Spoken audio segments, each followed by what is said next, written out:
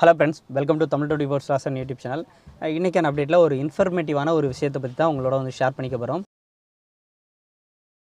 ஒரு புது வண்டி வந்து ஒரு நண்பர் வந்து டெல்லியிலேருந்து நான் வாங்க போகிறேன். அதாவது புது வண்டி ஒரு ஷோரூமில், அங்கே இருக்க ஷோரூமில் நான் எடுக்க போகிறேன். தமிழ்நாட்டில் நான் வந்து ரிஜிஸ்டர் பண்ணி ஓட்டணும் ப்ரோ அப்படின்னு சொல்லி கேட்டிருந்தார்.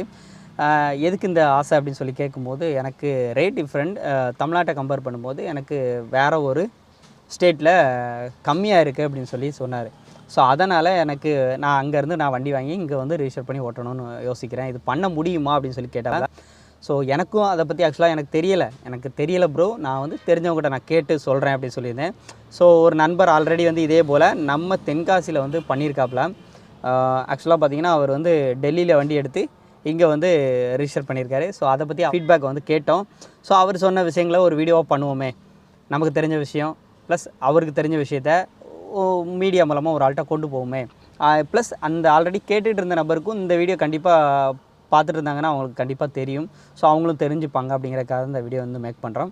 ஃபர்ஸ்ட் ஆஃப் ஆல், இந்த வண்டி இங்கே ஆல்ரெடி வாங்கியிருக்கவங்ககிட்ட நம்ம இதை பற்றி டீட்டெயில் கேட்கும்போது அவங்க என்ன சொன்னாங்கன்னா, நான் வந்து ஆக்சுவலாக பார்த்தீங்கன்னா எனக்கு வந்து நேட்டிவ் வந்து தென்காசி தான். நான் வந்து ஆக்சுவலாக இங்கே இருக்கக்கூடிய டீலர்ஷிப் ஆஃபீஸில் எல்லா ஆஃபீஸ்லேயுமே நான் வந்து விசாரித்தேன். நான் தேடக்கூடிய காருக்கு எனக்கு எந்த அளவுக்கு டிஸ்கவுண்ட் பண்ணி கொடுப்பீங்க அப்படின்னு சொல்லி தான் கேட்டேன்.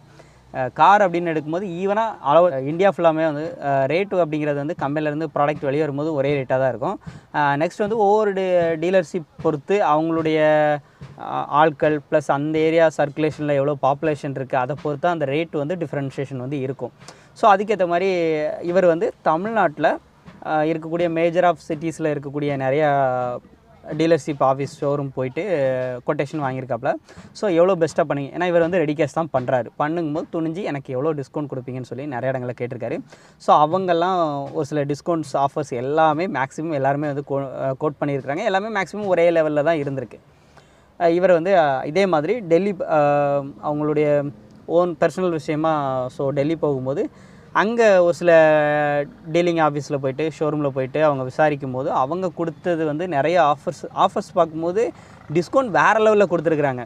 தமிழ்நாட்டை கம்பேர் பண்ணும்போது ரொம்ப டிஸ்கவுண்ட் கொடுத்துருக்குறாங்க. கிட்டத்தட்ட ஒரு ட்ரிபிள் மடங்குன்னு வச்சுக்கோங்களேன். இங்கே கொடுத்த டிஸ்கவுண்ட் ஆஃபரை விட ட்ரிபிள் மடங்கு அப்படிங்கும்போது பரவாயில்லையே, அப்போ நம்ம இங்கே வாங்கிக்கலாம் அப்படின்னு சொல்லிட்டு அவருக்கு ஒரு முடிவு வந்திருக்கு. அதனால் அங்கே வாங்குறதுக்கான விஷயங்களை அவர் வந்து எடுத்திருக்காரு. ஸோ அப்போ அவர் நிறைய இடங்களில் சர்ச் பண்ணியிருக்காரு. ஜஸ்ட் நம்ம சொல்கிறது ஒரு கதை மாதிரி தெரியலாம், பட் ஆனால் அவர் சர்ச் பண்ணுறது பெரிய அளவில் வந்து சர்ச் பண்ணி தான் வந்து அங்கே போய் வந்து வண்டி எடுக்கணும் அங்கே முடிவுக்கு வந்திருக்காரு.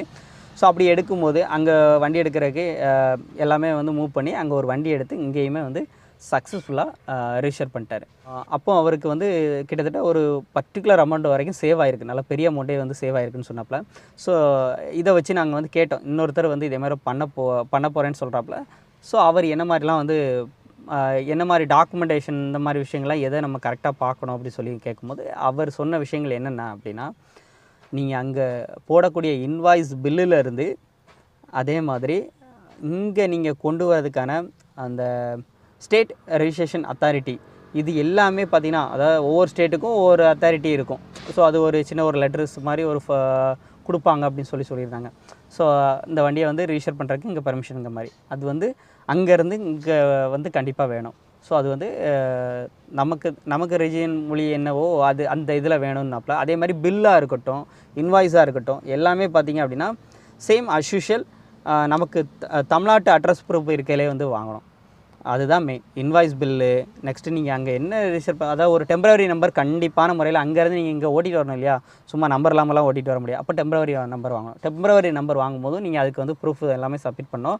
ஸோ அந்த சப்மிட் பண்ணக்கூடிய ப்ரூஃப் எல்லாமே பார்த்திங்கன்னா தமிழ்நாட்டு அட்ரஸில் இருக்கணும் அப்படின்னு சொல்லியிருந்தாப்புல. ஸோ இது எல்லாமே பார்த்து அங்கே எல்லாமே ப்ராப்பராக அந்தந்த டாக்குமெண்ட் எல்லாமே கரெக்டாக பார்த்து வாங்கி இங்கே வந்ததுக்கப்புறம் இங்கே வந்து நம்ம தமிழ்நாட்டுக்கு அப்படின்னு சொல்லி பார்த்திங்கன்னா சேம் நம்மளோட ஸ்டேட்டுக்கு வந்து டிரான்ஸ்போர்ட் அத்தாரிட்டி இருப்பாங்க இல்லையா, ஸ்டேட் டிரான்ஸ்போர்ட் அத்தாரிட்டி. ஸோ இவங்க வந்து அதுக்கு வந்து ஓகே அப்படின்னு சொல்லிட்டு இவங்க ஒரு இது கொடுக்கணும். இது எல்லாம் கொடுத்தா மட்டும்தான் இங்கே வந்து ப்ராப்பராக வந்து ரிஜிஸ்டர் வந்து பண்ண முடியும். ஓகேங்களா. ஸோ இதுதான் வந்து அவர் சொன்ன விஷயம். இது எல்லாமே அவருக்கு ப்ராப்பராக நடந்துச்சு. எல்லா டாக்குமெண்ட்டுமே அவர் வந்து ஆல்ரெடி இதை பற்றி நிறைய கேதர் பண்ண போய் நிறைய விஷயங்கள் இது பண்ண போய் அவர் வந்து கரெக்டாக எடுத்திருக்காப்புல. ஸோ அதனால் நீங்களும் வண்டி வாங்குறீங்கன்னா இதெல்லாம் வந்து மஸ்ட்டாக வந்து பார்த்துக்கோங்க.